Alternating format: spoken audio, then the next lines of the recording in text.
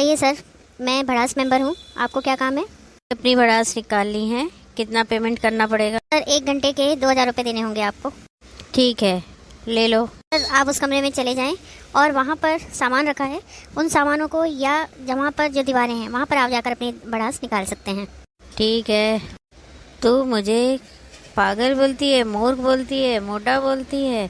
आयो भड़ास निकालते निकालते ये तो बेहोश हो गया। मैं कितना होशियार हूँ, कितना मजबूत हूँ, भड़ास निकाल भी ली और बेहोश भी नहीं हुआ।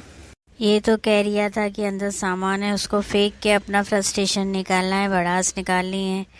अब भड़ास इतनी ज़्यादा थी कि दीवार पर सर मारना पड़ा। यहाँ पर तो कोई सामान ही नहीं है फेंकने का। वो बहुत समझदार है, वो समझ गया दीवार पे सिर मारने से हमारी भड़ास निकलती तो है, पर हमारे चेहरे का हाल तो देखो, इसलिए फ्रस्ट्रेशन में नहीं रहना चाहिए। सर ये भड़ास निकालने का दूसरा तरीका भी है और दूसरा कमरा भी है। वो वाला कमरा तो भड़ास कमरा था, वहाँ पे दीवारों पे सिर मारकर चीज़ों को फेंक कर निकाला जा सकता था। यहाँ भड़ास कैसे निकलेगी? कि सर इस कमरे का नाम है सड़ास कमरा। यहाँ आप सड़ास निकाल कर अपना सारा फ्रस्ट्रेशन दूर कर सकते हैं। अपनी तो बर्दाश्त की जा सकती है, इसकी कैसे करूँगा? चुप कर।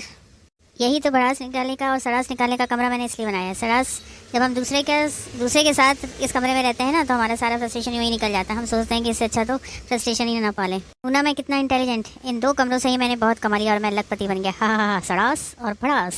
भाई सड़ास कमरे में रहने से अच्छा है कि मैं फ्रस्ट्रेशन ही ना पालूं, जीवन को पॉजिटिव ले लूं। सच है, इस पगले के साथ इस कमरे में, सड़ास कमरे में रहने से और उसका अनुभव करने से तो अच्छा है कि मैं जीवन को ही पॉजिटिव ले लूं, कोई फ्रस्ट्रेशन ही ना पालूं।